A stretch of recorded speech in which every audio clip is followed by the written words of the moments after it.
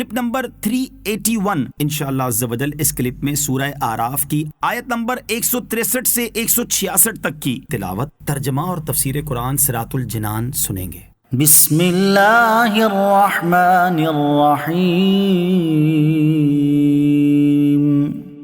اللہ کے نام سے شروع جو نہایت مہربان رحمت والا ہے۔ وَاسْأَلْهُمْ عَنِ الْقَرْيَةِ الَّتِي كَانَتْ حَاضِرَةَ الْبَحْرِ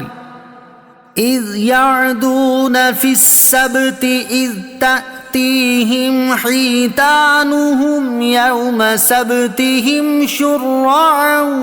وَيَوْمَ لَا يَسْبِتُونَ لَا تَأْتِيهِمْ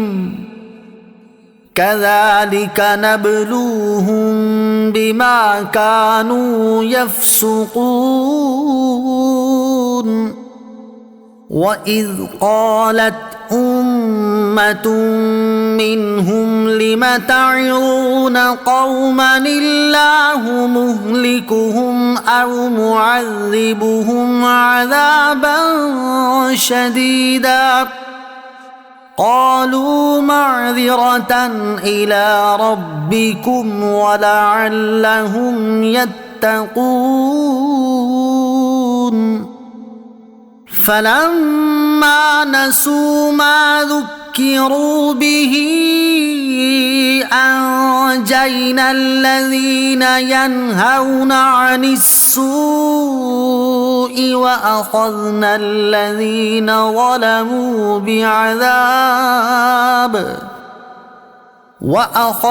الذين ظلموا بعذاب بئيس بما كانوا يفسقون فلما عتوا عما نهوا عنه قلنا لهم كونوا قردة خاسئين۔ ترجمہ، اور ان سے اس بستی کا حال پوچھو جو دریا کے کنارے پر تھی، جب وہ ہفتے کے بارے میں حد سے بڑھنے لگے، جب ہفتے کے دن تو مچھلیاں پانی پر تیرتی ہوئی ان کے سامنے آتی، اور جس دن ہفتہ نہ ہوتا اس دن مچھلیاں نہ آتی۔ اسی طرح ہم ان کی نافرمانی کی وجہ سے ان کی آزمائش کرتے تھے، اور جب ان میں سے ایک گروہ نے کہا تم ان لوگوں کو کیوں نصیحت کرتے ہو جنہیں اللہ ہلاک کرنے والا ہے یا انہیں سخت عذاب دینے والا ہے، انہوں نے کہا تمہارے رب کے حضور عذر پیش کرنے کے لیے اور شاید یہ ڈریں۔ پھر جب انہوں نے اس نصیحت کو بھلا دیا جو انہیں کی گئی تھی تو ہم نے برائی سے منع کرنے والوں کو نجات دی اور ظالموں کو ان کی نافرمانی کے سبب برے عذاب میں گرفتار کر دیا۔ پھر جب انہوں نے ممانعت کے حکم سے سرکشی کی ہم نے ان سے فرمایا دھتکارے ہوئے بندر بن جاؤ۔ وَاسْأَلْهُمْ، اور ان سے پوچھو۔ شان نزول، سرکار دو عالم صلی اللہ تعالی علیہ وسلم مدینہ میں رہنے والے یہودیوں کو ان کے کفر پر سرزنش کرتے اور ان سے فرمایا کرتے کہ تم لوگ اپنے باپ دادا کے نقش قدم پر ہو کہ انہوں نے ہمیشہ پچھلے نبیوں علیہ الصلوۃ والسلام کی مخالفت کی اور تم میری مخالفت کر رہے ہو۔ اس پر یہودی بولے ہمارے باپ دادا اپنے رب عز و جل کے فرما بردار اور اپنے نبیوں علیہ الصلوۃ والسلام کے اطاعت گزار تھے، حالانکہ وہ جانتے تھے کہ واقعی ان کے باپ دادا اپنے نبیوں علیہ الصلوۃ والسلام کی مخالفت کرتے رہے ہیں، مگر ان کا خیال تھا کہ ان واقعات کی کسی کو خبر نہیں، اس لیے اپنے باپ دادوں کی معصومیت کے ڈھنڈورے پیٹتے تھے۔ تب یہ آیت کریمہ نازل ہوئی جس میں ان کے پول کھول دیے گئے اور وہ لوگ حیران رہ گئے۔ اس آیت میں خطاب سرکار دو عالم صلی اللہ تعالی علیہ وسلم سے ہے کہ آپ اپنے قریب رہنے والے یہودیوں سے سرزنش کے طور پر اس بستی والوں کا حال دریافت فرمائیں۔ اس سوال سے مقصود کفار پر یہ ظاہر کرنا تھا کہ سید عالم صلی اللہ تعالی علیہ وسلم کی نبوت اور تاجدار رسالت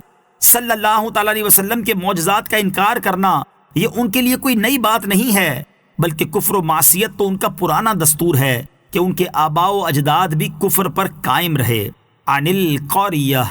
بستی کا حال۔ اس بستی کے بارے میں اختلاف ہے کہ وہ کون سی تھی۔ حضرت عبداللہ ابن عباس رضی اللہ تعالیٰ عنہما نے فرمایا کہ وہ مصر و مدینہ کے درمیان ایک قریہ ہے۔ ایک قول یہ ہے کہ مدین و طور کے درمیان ایک بستی ہے۔ امام زہری رحمۃ اللہ تعالی علیہ نے فرمایا وہ قریہ طبریہ شام ہے، اور حضرت عبداللہ ابن عباس رضی اللہ تعالیٰ عنہما سے ایک روایت یہ ہے کہ وہ بستی مدین ہے، بعض کے نزدیک وہ بستی ایلا ہے۔